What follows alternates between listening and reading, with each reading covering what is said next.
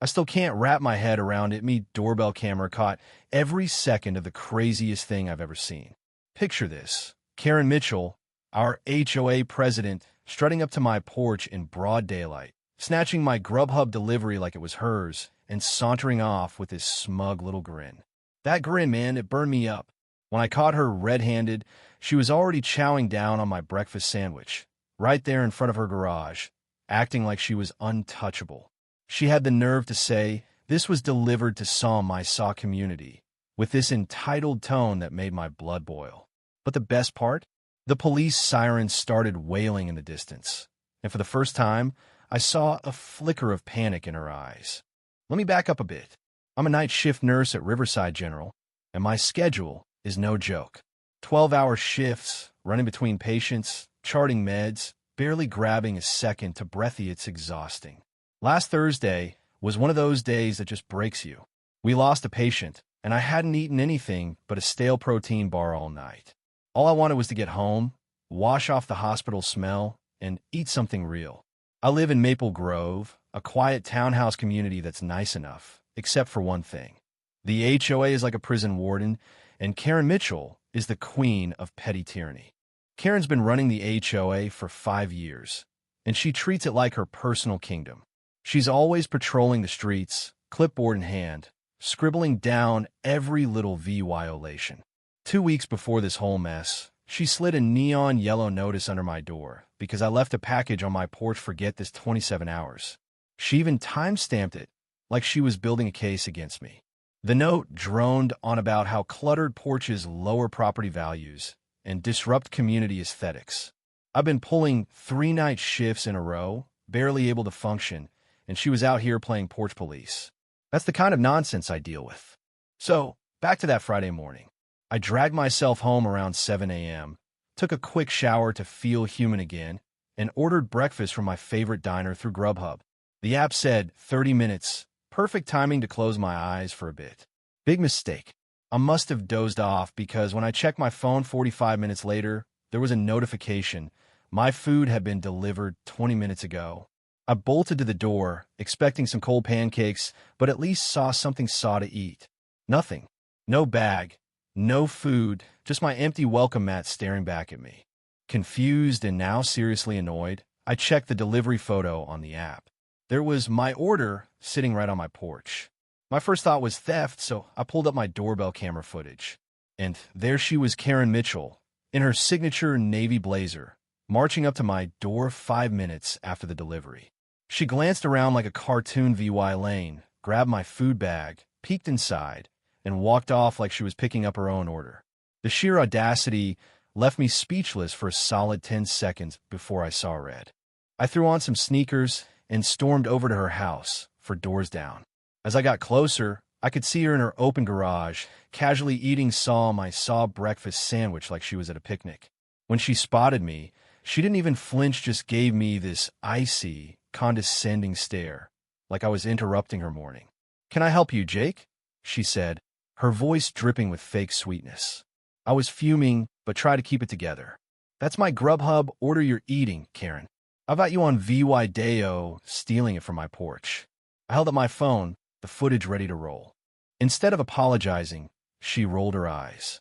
"This was left on a porch in my SAW community," she said, while VYing my sandwich around.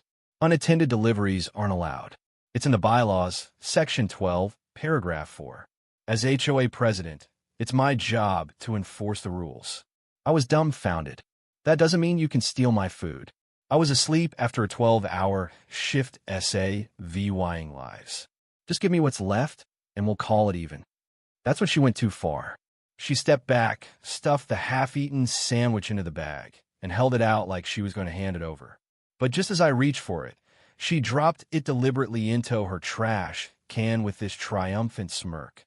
"Oops," she said, not even pretending to care. "Consider this your first warning for improper package handling. Next time, it's a fine." 5 years of her petty power trips flashed through my mind, the notices, the glares, the endless rules. I'd had enough. I pulled out my phone and called 911 right there at her garage. Her smug look wavered, but she doubled down. "Are you serious?" The police have better things to do than deal with HOA disputes. I ignored her, explaining everything to the dispatcher, who took it seriously when I mentioned the VY Deo, EVY Denke. Karen's face was a roller coaster confidence, then disbelief, then the first hints of worry. "You're making a mistake, Jake," she said, her voice shaky. "I'm the HOA president. I run this place. I was doing my job." I just shook my head and showed her the footage looping on my phone. "This isn't an HOA issue, Karen. It's theft, and I'm done letting you bully everyone here." Neighbors started peeking out their windows, drawn by the commotion. Karen noticed and tried to pull herself together, smoothing her blazer. "When the police get here, they'll see I was acting within my authority. The bylaws clearly state."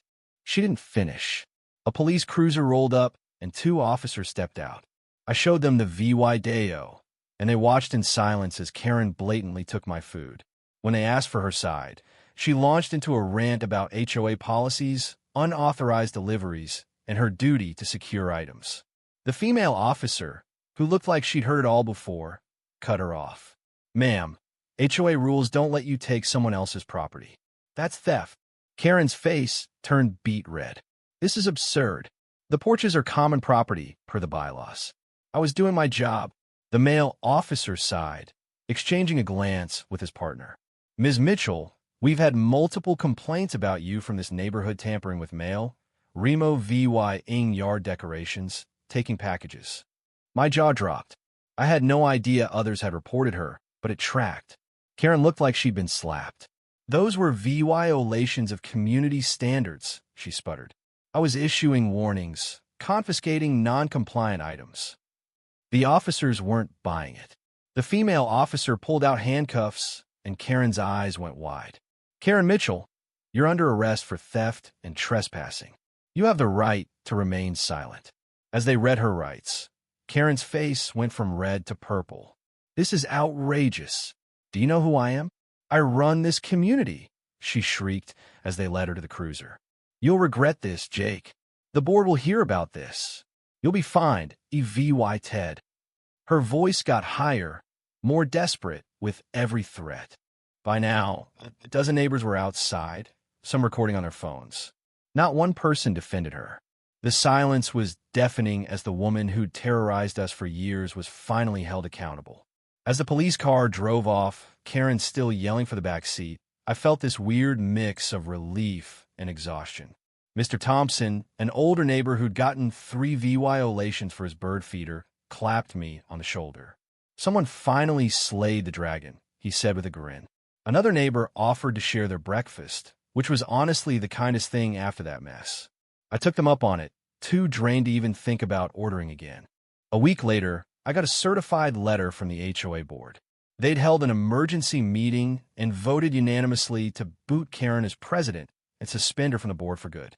The letter apologized for her BHA-VY and promised to rethink the ridiculous bylaws she'd enforced. Karen faced petty theft and trespassing charges.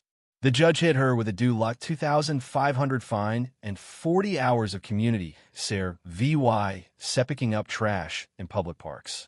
When the sentence was read, she gasped and slumped in her chair, her obsession with community appearance coming back to bite her in the most poetic way. Looking back, I'm still amazed it went down like that. One minute, I'm just trying to eat breakfast. The next, I'm taking down the neighborhood tyrant. It felt good, but it also left me wondering, how do people like Karen get so much power in the first place? And what happens when they finally face the music? So what do you think? Was I right to call the cops? Or should I have handled it another way? Have you ever dealt with an HOA nightmare like this? And let's get real, would you have stayed calm? Or would you have lost it when she tossed your food in the trash? Drop your thoughts below, hit that like button if you're Team Jake, and subscribe for more wild stories like this one.